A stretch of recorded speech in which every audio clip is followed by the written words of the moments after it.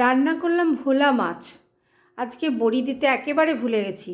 যাই হোক, সিম্পলের ওপর ধনে পাতা দিয়ে রান্না করলাম। বাগানে চলো, দেখো লঙ্কাগুলো খালি দেখো, একদম বেশি হয়নি কিন্তু এত বড় বড় হয়েছে কি বলবো, দারুণ লাগছে গো।